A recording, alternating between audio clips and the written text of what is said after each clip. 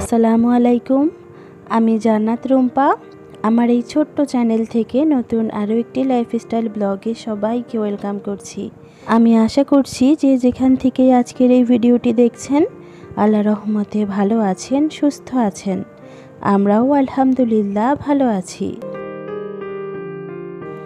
বরাবরের মতো নতুন আরও একটি ব্লগ শুরু করতে যাচ্ছি। আশা করছি আমার আজকের ভিডিওটিও আপনাদের কাছে খুব ভালো লাগবে। ছোটবেলা থেকেই আমার একটা অভ্যাস যে সকালে ঘুম থেকে উঠেই সঙ্গে সঙ্গে নাস্তাটা করতে পারি না। ওই অভ্যাসটা এখনও চলমান। তার উপর এখন যেহেতু বাচ্চার স্কুল আছে, তো স্কুল পারপাসে দেখা যায় এখন নাস্তাটা করতে আরও বেশি দেরি হয়।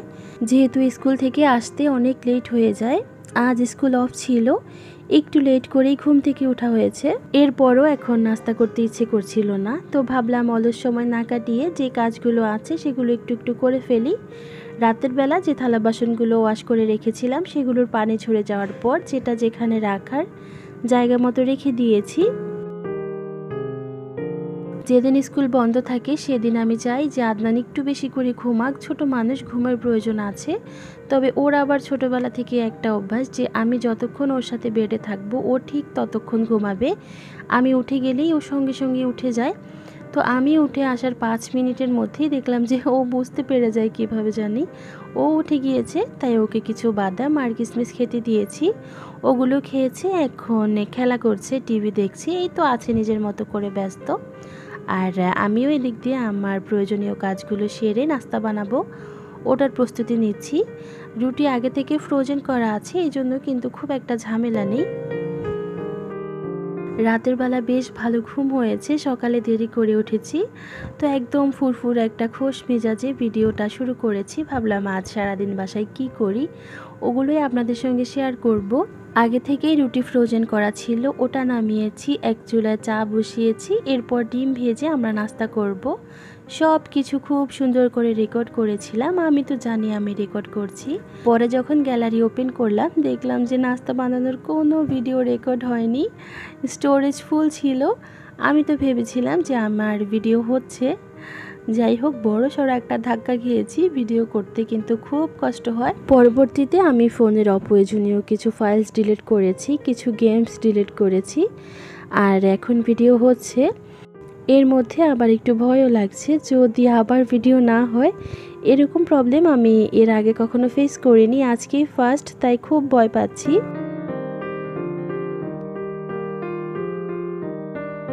নাস্তা খাওয়া শেষ করেছি, এখন বাসা গুছানোর কাজে লেগে পড়ব।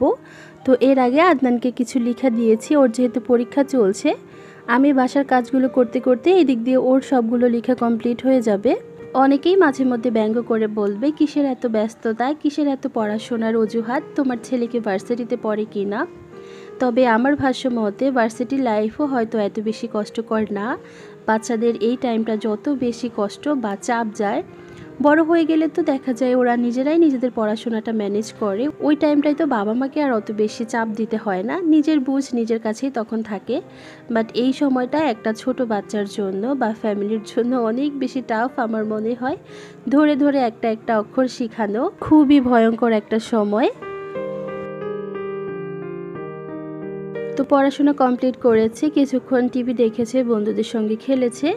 তো এখন একটু নাস্তা দিয়েছি। আজ আমার রান্না করতে বেশ দেরি হবে, এমনিতেই একটু লেট করেই উঠেছিলাম। তার মধ্যে আজ একটা পছন্দের এবং ঝামেলাযুক্ত খাবার রান্না করছি।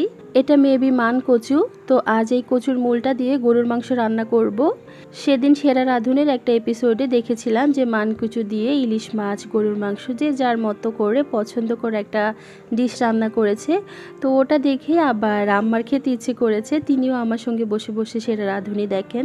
তো যেই কথা সেই কাজ, আদনানের বাবাকে বলেছি, তো তিনি গরুর মাংস আর একটা বড় দেখে কচু পাঠিয়ে দিয়েছেন।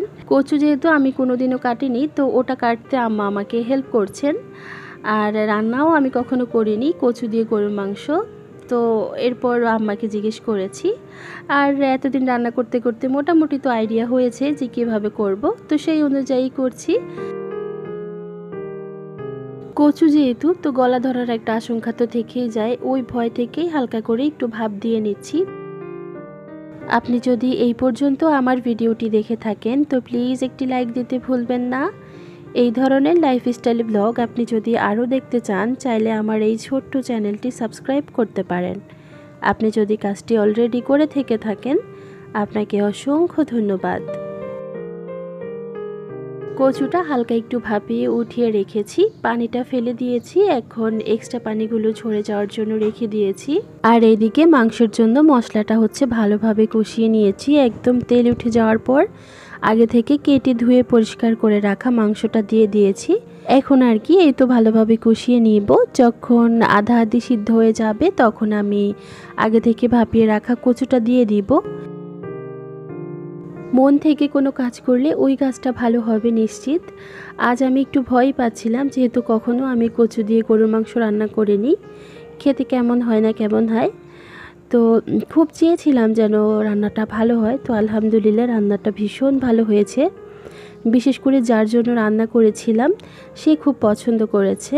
আম্মা ভীষণ পছন্দ করে খেয়েছেন, আমারও খুবই ভালো লেগেছে। বরাবরই আমার না বাংলা খাবারগুলোই সবচাইতে বেশি ভালো লাগে, আর ওগুলোই আমি রান্না করতে পারি, এর বাইরে সেরকম কিছুই পারি না। লাস্ট ব্লগ যখন শেয়ার করেছিলাম আপনাদের সঙ্গে, তখন আমি একটু সিক ছিলাম, ঠান্ডা লেগেছিল, সর্দি কাশি। তো তখন যখন ভয়েস দিয়েছি আমি একটু আনইজি লাগছিল আমার ভয়েস দিতে। ভয়েসটা পুরোপুরি চেঞ্জ হয়ে গিয়েছিল। ভেবেছিলাম শুনতে হয়তো আপনাদের ভালো লাগবে না বা আপনারা পছন্দ করবেন না, তবে আপনারা অনেকেই কমেন্ট করেছেন যে রেগুলার ভয়েস থেকে আমার ওই ঠান্ডা লাগার ভয়েসই আপনাদের বেশি পছন্দ। দেখেন কাণ্ড।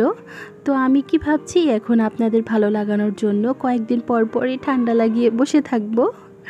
যাই হোক, মজা করলাম। এক সর্দি কাশিতে আমি এত ভুগেছি যেটা আমার সারা জীবন মনে থাকবে। এটা হোক আর চাই না। আমাদের মাছ মাংসের বাজারটা পুরো মাসের জন্য করা হলেও শুকনা বাজার পুরো মাসের জন্য করা হয় না। এটা যখন যেটা শেষ হয় তখন নিয়ে আসা হয়। তো এখানে কিছু হালকা পাতলা শুকনো বাজার এনেছে, এগুলো এখন আমি একটু গুছিয়ে রাখছিলাম। জামা কাপড় ধোয়ার জন্য যে লিকুইডগুলো দেখছেন, এগুলো কখনোই আমার কিনা হয় না। ওয়াশিং মেশিন ইউজ করলে দেখা যায় এই ধরনের লিকুইড একটু বেশি প্রয়োজন হয়। আমার যেহেতু ওয়াশিং মেশিন নেই, তাই এই ধরনের লিকুইড আমি কিনি না। এগুলো ওষুধের কোম্পানি থেকে আদনানের বাবা গিফট পায়। আমাদের বাসার অধিকাংশ জিনিসই দেখা যায় আমরা গিফট পাই। আর ওষুধের কোম্পানি থেকে না যে জিনিসই দেয় খুবই ভালো জিনিস দেয়। আবার এর মধ্যে আদনানের বাবার যেটা পছন্দ হয় না সে সেটা ফেরত দিয়ে একটু বেছে বুঝে ভালো একটা জিনিস আনে, যেটা খুবই কাজের থাকে। বাসাটাকে অর্গানাইজ করে রাখার জন্য অনলাইনে যে ধরনের সেলফগুলো বিক্রি করে এগুলোর কিন্তু খুবই বেশি হেল্পফুল। আমি আমার বাসার জন্য অনলাইন থেকে একটা সেলফ অর্ডার করেছি। অর্ডার কনফার্ম করার 3 থেকে 4 দিনের মধ্যেই প্রোডাক্ট হাতে পেয়েছি। আর প্যাকেজিংটাও খুবই ভালো ছিল, যেরকম চেয়েছি ওরকমটাই হাতে পেয়েছি। খুবই কোয়ালিটিফুল একটা সেলফ ছিল। এটা সবাই যদিও কিচেনে ইউজ করে, বাট আমি এটা আমার অন্য কাজে এনেছি। বাসায় কোনো পার্সেল আসলে আমার চাইতে বেশি খুশি হয় আদনান। এটা কখন আনবক্সিং করব এই জন্য যে আমার পিছনে কত ঘুরেছে। হাতের কাজ শেষে এখন এসেছি এই পার্সেলটা আনবক্সিং করব। এই তো আমার সেই কাঙ্ক্ষিত সেলফ হাতে পেয়ে গিয়েছি, খুবই সুন্দর। জানি না আপনাদের কাছে কেমন লাগবে। যদিও আমি এটা হোয়াইট কালার চেয়েছি, তবে এটা হোয়াইট কালার নাকি হয় না। আর এই অর্গানাইজার সেলফটা কিন্তু এখন অনলাইনে খুব বেশি ভাইরাল একটা প্রোডাক্ট। তো শেষমেশ আমিও কিনেই ফেললাম। পরবর্তী ভিডিওতে আপনাদের সঙ্গে শেয়ার করব যে এটা কোথায় লাগিয়েছি এবং কিভাবে অর্গানাইজ করে নিয়েছি। সেই পর্যন্ত সবাই ভালো থাকবেন, সুস্থ থাকবেন। আল্লাহ হাফিজ।